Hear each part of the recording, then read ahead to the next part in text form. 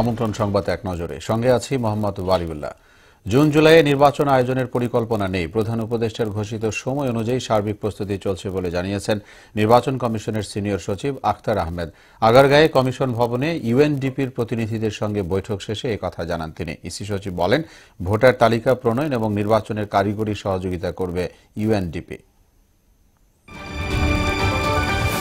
এদিকে বিএনপি মহাসচিব মির্জা ফখরুল ইসলাম আলমগীর বলেছেন, চলতি বছরের জুলাই আগস্টের মধ্যে নির্বাচন আয়োজন সম্ভব। তিনি আরও বলেন, ক্ষমতায় গেলে বিএনপির প্রথম অগ্রাধিকার হবে পতিত স্বৈরাচারের বিচার করা। আর গেল 17 বছরে দেশের মানুষ বঞ্চনার শিকার হয়েছে উল্লেখ করে দলটির সিনিয়র যুগ্ম মহাসচিব রুহুল কবির রিজভী বলেন, সব ক্ষেত্রেই সংস্কার দরকার।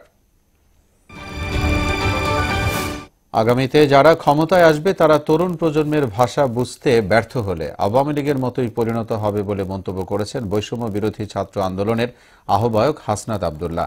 নারায়ণগঞ্জের চাষারায় গণসংযোগ কর্মসূচিতে কথা বলেন তিনি। ফ্যাসিবাদের পক্ষে যেসব মিডিয়া কথা বলবে তাদের বিরুদ্ধে বৈষম্য বিরোধী ছাত্র আন্দোলন অবস্থান নেবে বলেও জানান হাসনাত।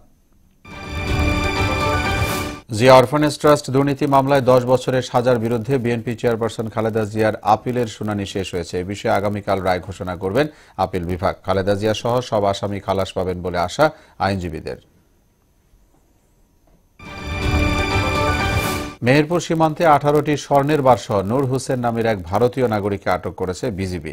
সকালে তাকে গ্রেপ্তার করা হয়। গ্রেপ্তারকৃত নূর হোসেন ভারতের নদিয়া জেলার বাসিন্দা। স্বর্ণের বারগুলি মেহেরপুর ট্রেজারি অফিসে জমা পড়েছে। উদ্ধার করা স্বর্ণের বারের ওজন 2 কেজি 18 গ্রাম।